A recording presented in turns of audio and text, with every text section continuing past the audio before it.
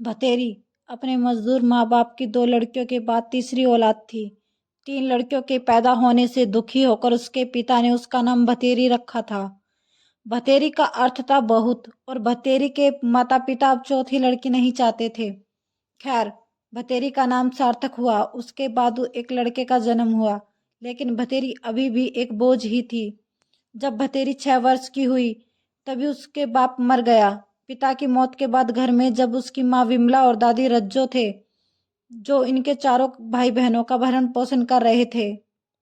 तेरी की दादी रज्जो आज भी बेटे की मौत से ज्यादा दुखी ये था कि भतेरी का बाप अपने पीछे 3-3 लड़कियों को छोड़ गया था।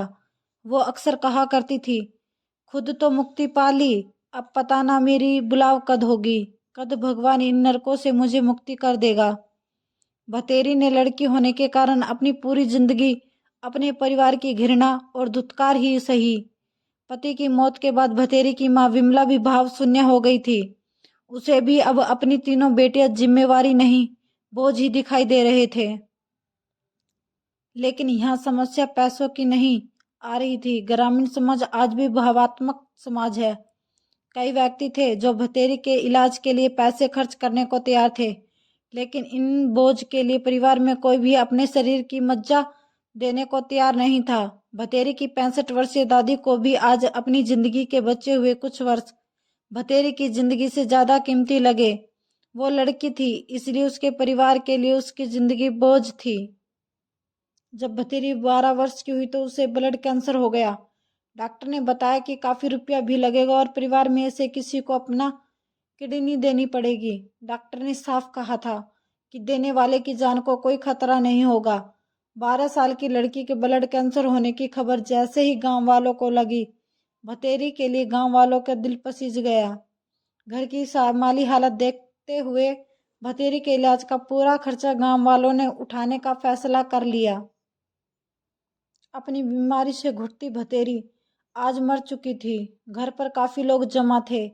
सब भतेरी की माँ और दादी को ढांढस बंधा रहे थे और उनकी गरीबी को कोस रहे थे। आज मृतक भतेरी का चेहरा शांत था। उसने अपनी जिंदगी में बस अपने परिवार की दुत्कार सही थी और बाद के कुछ समय बीमारी की पीड़ा, लेकिन आज वो शांत लग रही थी। क्या इच्छा रही होगी उसकी अंत समय में। एक बार उसने सुना था, माँ, आदमी मरने के बाद अलग अलग रूप में जन्म लेवा है, कुत्ता, कीड़ा, चूहा या डांगर। माँ, मैं तो डांगर या कीड़ा बन जाऊंगी, पर आदमी ना बनूं। देखिए, जानवर को तो पता ही ना होता उनकी औलाद में कौन सा लड़का है और कौन सी लड़की। आदमी को ही पता होगा बस फर्क तो। उसका बाल सुलभ मन मानव की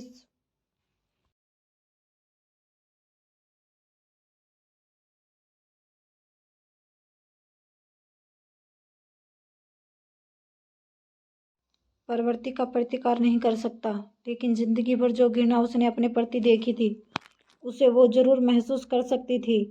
शायद भगवान उसकी अंतिम इच्छा पूरी कर देगा, उसे मानव नहीं पशु की योनि में जन्म देगा।